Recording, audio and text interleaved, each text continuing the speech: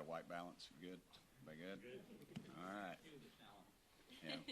Yeah. I'm standing right here, dude. Well, thank y'all for being here. This is a very important issue, and this shows with the amount of coverage that we have today.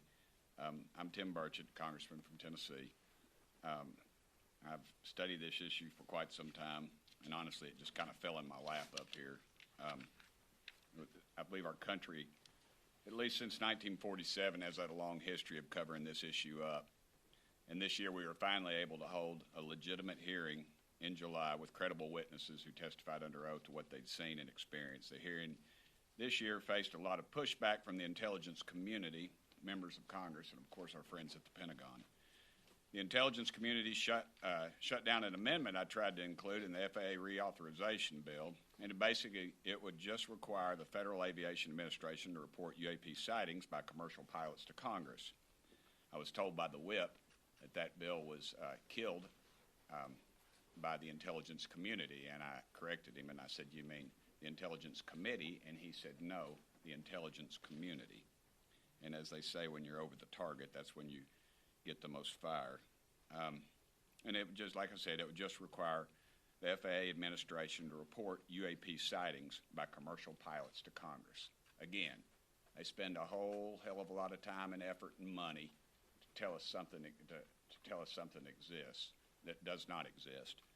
And so, fortunately, another amendment I introduced this year, it was to increase transparency. And honestly, this is what this whole issue is about transparency.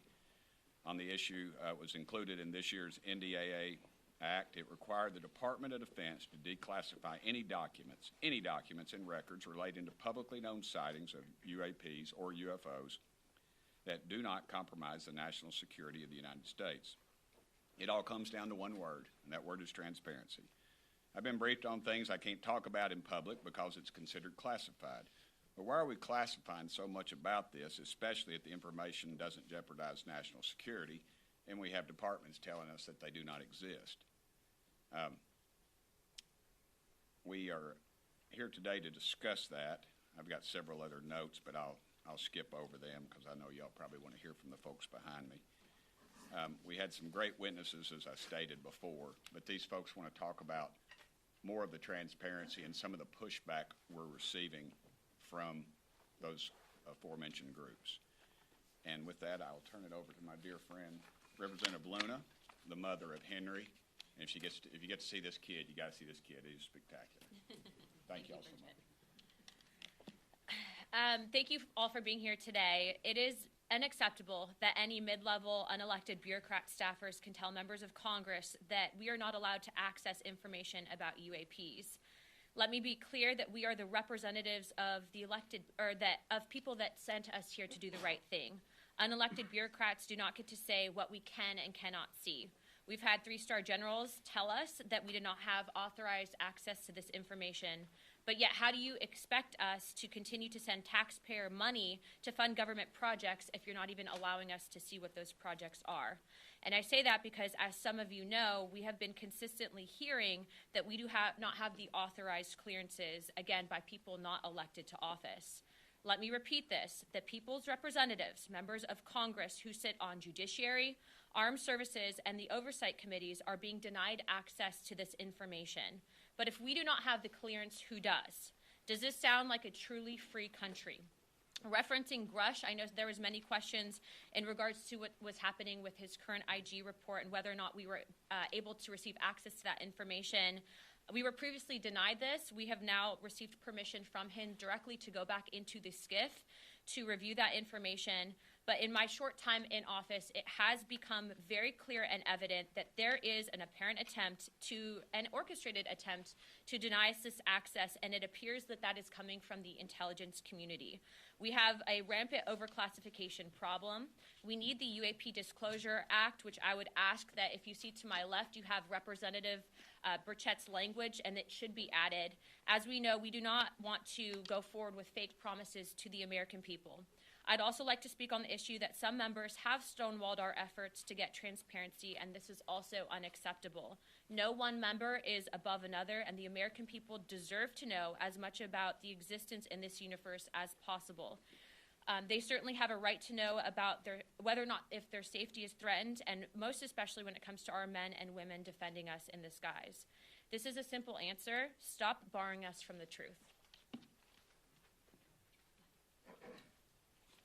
Good morning, good afternoon, I should say now. So I'm happy to be here with the folks that have really been talking about this since the beginning of Congress. This is not something that I thought I would get involved in when I first came to Congress. But quite frankly, the reason why I got involved is as we started asking questions, legitimate questions, the pushback we got is what interests me. Every time we pulled a thread and we stumbled on something, it seemed that we would get stonewalled. And so, NASA has stated that the term UAP does not necessarily imply extraterrestrial origin, which means we could be making these things domestic. And so, look, if these are advanced technologies, we're not interested in hurting national security, but we are interested in knowing what these UAPs are. You have the All-Domain Anomaly Resolution Office that was in the NDAA in 2022. And they have said, so the government has said, there's 366 reports of UAPs. A number of them they will not classify. They cannot explain to us. Some they say are weather balloons, some they say is clutter, some they say are other anomalies, but then there are a bunch that they don't explain. And I think you see not just a bipartisan approach here in the House, but you see a bicameral approach with Senator Chuck Schumer and what he's trying to accomplish. And that really just is transparency and disclosure. I think the American people have a simple question, which is if none of this exists, if this is all false, why at every turn are there people trying to stop the transparency and the disclosure? Why are folks who are in charge of committees, whether they are in the House or in the Senate, opposed to this disclosure? And it's that point alone that piques the interest, right? And that's really what we're about. This is not about whether there are aliens or there are not aliens, right? Those are questions that I think remain unanswered, right? It's not whether there is stuff we have found here or not found here. Those questions remain unanswered. The problem is when we ask those questions, right, rather than being provided information that would prove it false, they stonewall the information. And that is what piques the interest. Thank you. And we are here today because all of the whistleblowers, the hearings, the investigations, the discussions, the work that we have done have culminated in a negotiation that is happening in real time right now over the National Defense Authorization Act, a piece of legislation I care deeply about as a member of the House Armed Services Committee. And in that negotiation, we are fortunate that the amendment Congressman Burchett offered to the House version of the NDAA provides a beachhead for us to be able to get the answers and to be able to demand the transparency that is necessary. It is insufficient, though, to seek this transparency from the Department of Defense alone. We have to have cooperation so that Title 50 authorities through the intelligence community are also subject to review. That the FAA, the NSA, the FBI, even state and local authorities that have information are able to have that cataloged, assessed, and then put out before the public. It is my belief that the Burchett Amendment is the strongest position when coupled with the additional authorities and additional agencies that I've just mentioned in order to be able to get to that productive result. Unfortunately, we have members of the House Intelligence Committee and the Senate Armed Services Committee who right now are frustrating the effort that we are putting forward in order to be able to obtain the information and to move forward. I think it is productive that Senator Schumer has engaged on this issue. He's not an insignificant person in this town, but I am concerned about embracing a disclosure paradigm that mirrors the JFK assassination disclosure paradigm. I don't know that there are any Americans who would view the JFK assassination disclosure paradigm as some sort of vaulted standard. Time and again, we've seen that system fail. I also don't believe that, pursuant to the Schumer language, we would have to wait 25 years in order to get this information. 25 years is a long time when you consider what Mr. Burchett said about the lack of veracity that the government has provided to the people up until this point. And so we're here to call for the most inclusive, most robust provisions possible to be included in the NDAA. We don't want to see a lot of log jams created. And in the event that there's any designation of a national security concern regarding disclosure, we believe that this information can no longer be siloed with the entities that have frustrated disclosure. That there should be broader briefings to members of Congress, that the Oversight Committee, which many of my colleagues here serve on, should be receiving those briefings, that the Armed Services Committee should be receiving those briefings, and it should not just be the fiefdom of the Intelligence Committee and the intelligence community. And if we achieve that objective, I think we can start to restore some of the trust the public has. But as we work through the finer points of that legislation, we felt it was important today to come forward and express where the log jams exist, where the opportunities lay before us, and we will pursue those with great vigor. I also wanted to specifically thank House Armed Services Chairman Mike Rogers. He allowed the Burchett Amendment to go on the bill without objection, and I think he is to be commended for that. And also when my colleagues, Ms. Luna and Mr. Burchett and I, were at an Air Force base and were told by Air Force officials that we weren't allowed to see information that whistleblowers had expressed to us existed, it was in fact Chairman Rogers himself who personally engaged with the Office of the Secretary of Defense and gave us the opportunity to view the images that were taken by pilots of some of these unidentified aerial phenomenon. So work to be done, but we hope that this gives you clarity as to what our goals are, how the scope and depth of the mission ahead. You know, I came to Congress thinking that this place was dysfunctional, and I had a general idea that the bureaucracy would try to block us. But seeing it from the inside, I can tell you it's worse than you can imagine. Everything that you suspect about the federal bureaucracy is doing, they're almost certainly doing. And it's nearly impossible to get a straight answer.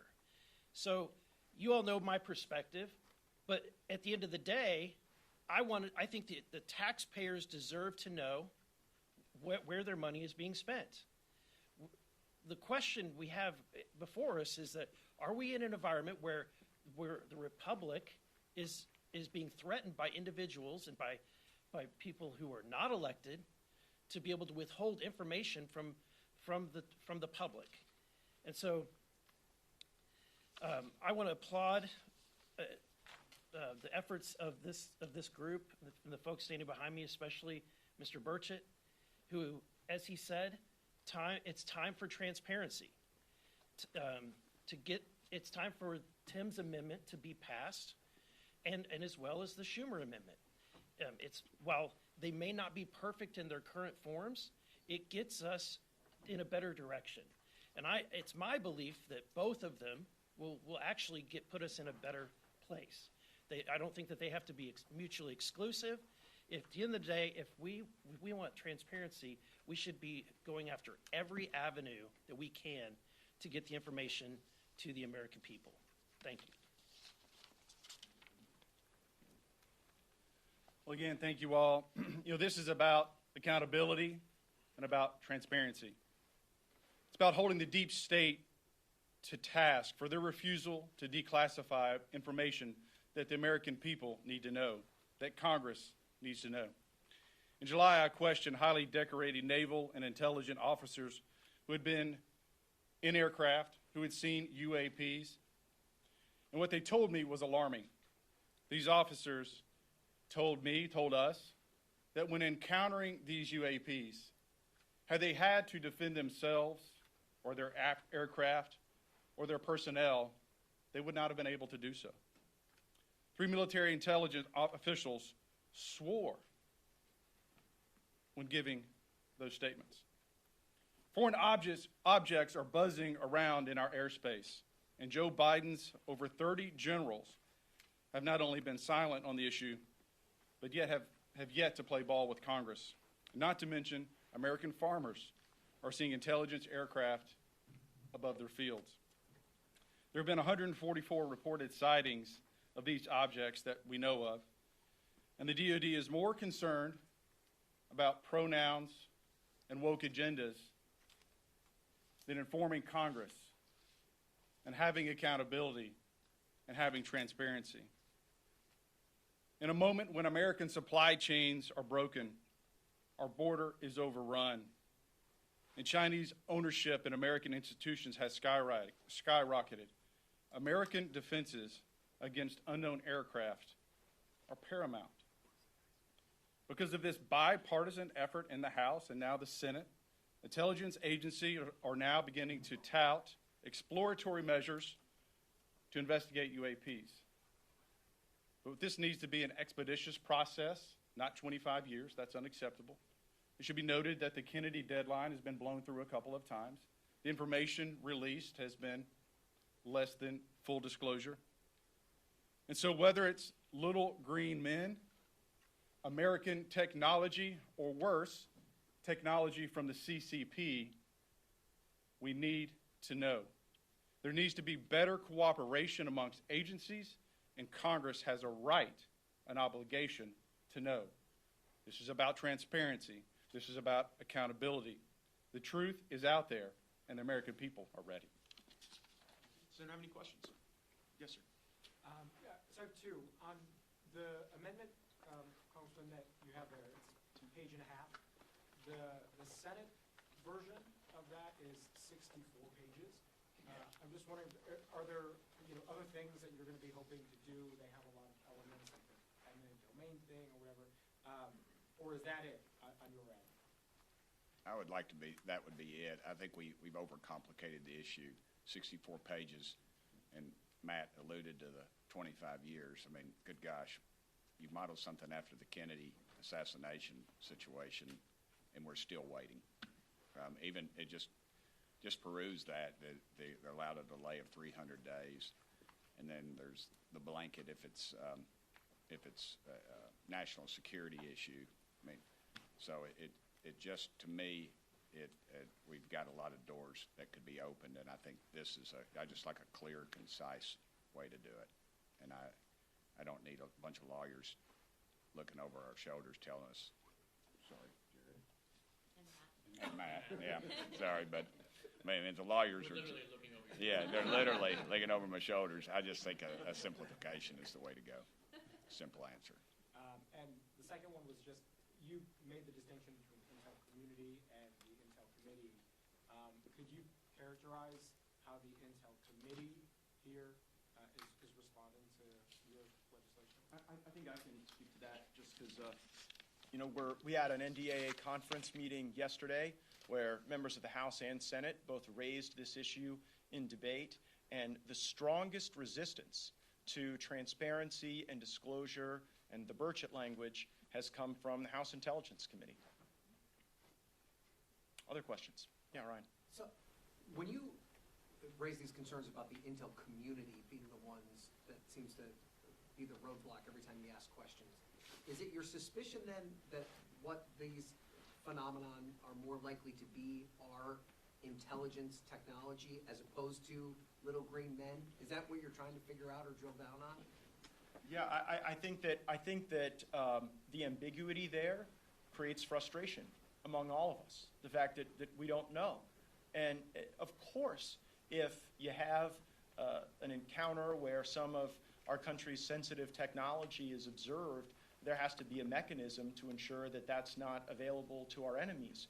But that does not justify the multi-decade roadblock that we have encountered. And as you heard from Ms. Luna, when we've got unelected staff members limiting our access to SCIFs and to the types of briefings that we want to receive as elected lawmakers, it really raises questions about whether or not this is really the propriety of some of our intelligence assets or whether it's part of a cover-up. And only when we get the information will we be able to parse that distinction. So sticking with the intelligence community, the CIA is reportedly that the secret office has been investigating this for decades. It has recovered some 9 instances of possibly extraterrestrial material. So is the CIA, do you believe they're hiding something? And if so, what is it? Well, I believe that the recalcitrance from the CIA and from the intelligence community may be animated by some of the cover-up that we have seen up to this point. I hope that's not true, but I'm concerned that it is. And so that's why the Burchett language currently in the NDAA gives us a beachhead to be able to access not only Department of Defense authorities and Department of Defense activities and programs, but we have to actually get into what the CIA has done with UAPs. But you got to ask yourself, since 1947, they've told us this. Since 1947, basically, they've told us these don't exist. Yet now we're finding out they're spending millions of dollars. NASA has reports on it. The CIA now has reports on it. But yet the Pentagon keeps telling us they don't exist. So again, we're spending a heck of a lot of money to tell people something, to investigate something that doesn't exist. Yeah, but you're asking the right question, if I can just jump in for a second, because here's, again, what just doesn't make logical sense, right, is if this is all nonsense, right, then why are we seeing constant, from different areas of government, whistleblowers coming out with things that are credible? Why, as legislators, are we being stonewalled? Why does it feel like, just as we're making some progress, all of a sudden the ghosts of Christmas past, present, and future come out to talk to staff or legislators that then all of a sudden aren't on board with more disclosure? And I think that's the American people who are following this. That is the same question that you're asking that they're asking. We see the Pentagon not being able to pass an audit for 6 years straight. Grush testified under oath that part of these programs, these advanced technology programs, are being funded by overfunding programs in some areas of the budget or backdooring money. And so, again, we have been asking these questions, from the financial standpoint and from the transparency standpoint. And it's, Ryan, same question that you had. The intelligence community does not want to share any of this information with Congress. We're asking why. Why?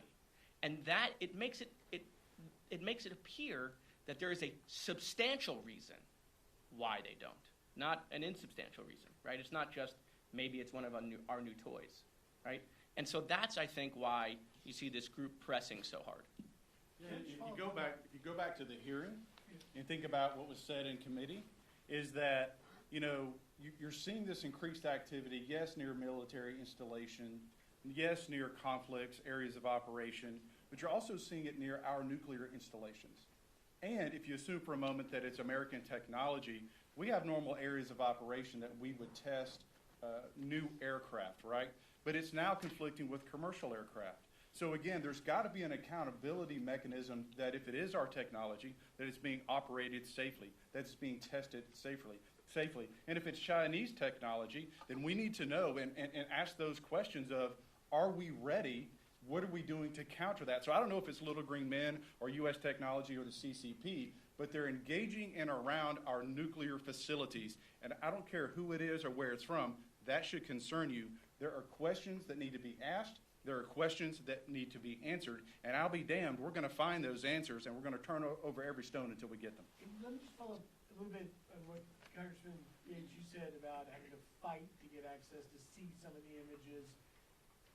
So to the best of you can answer this question, have any of you seen something to lead you to believe stronger in the existence of something extraterrestrial, not Chinese or otherwise? Yeah, I am hesitant to make that leap, but what I can tell you is that when Congresswoman Luna and Congressman Burchett and I were at Eglin Air Force Base, and there were hours of frustrations where they didn't want to let us see a photograph taken by a pilot during a test flight.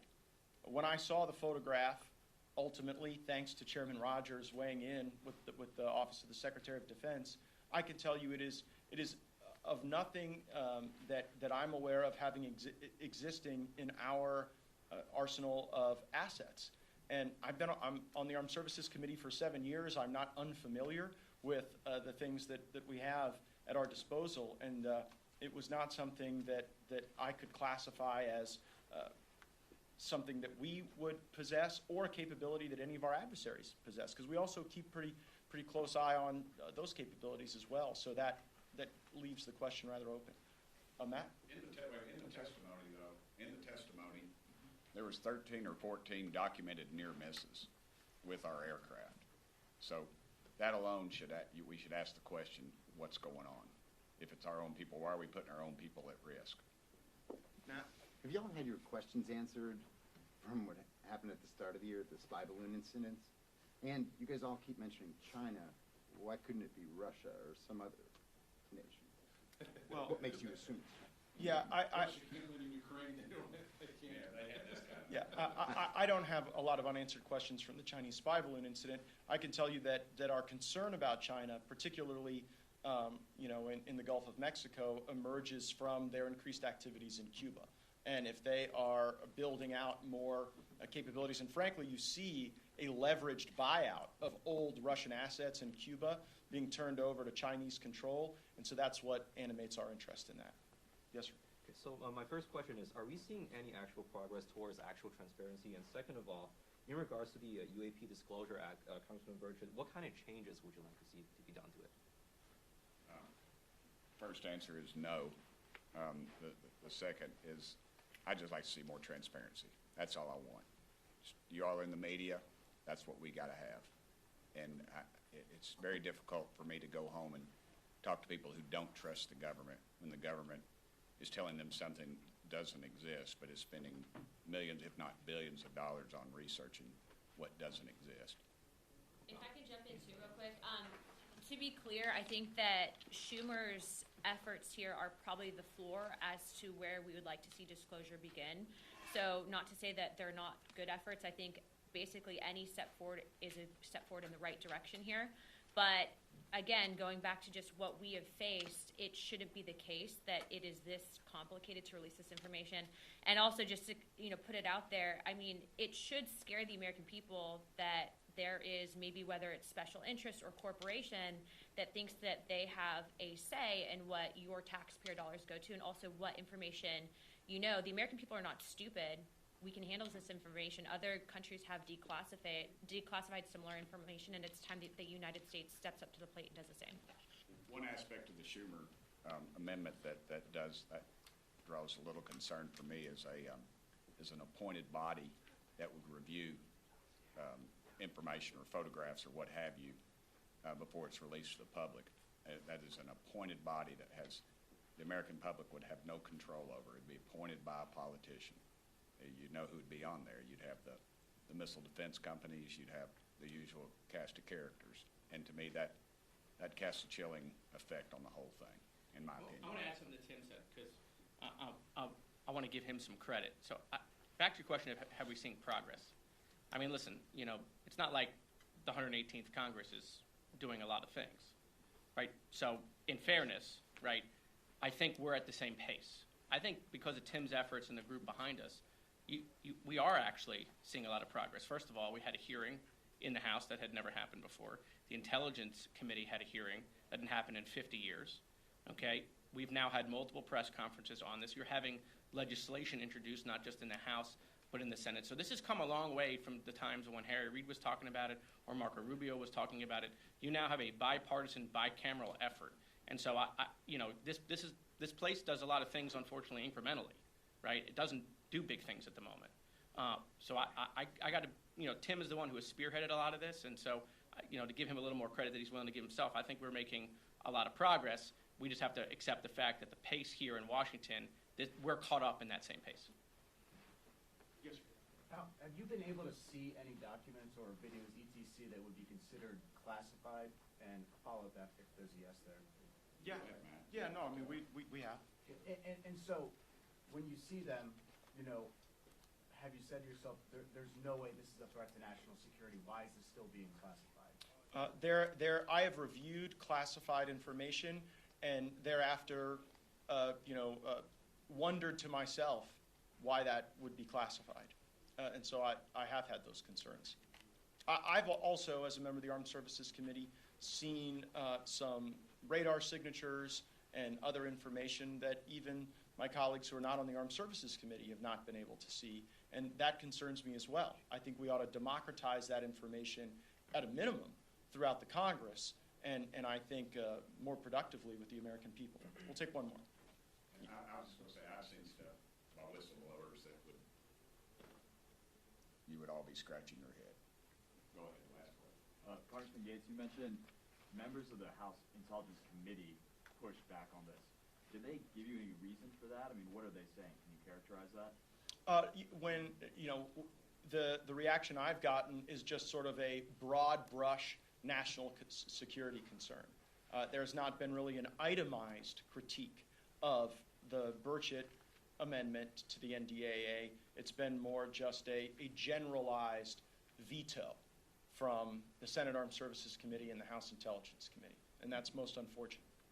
Great, thank you all so much. Thank you.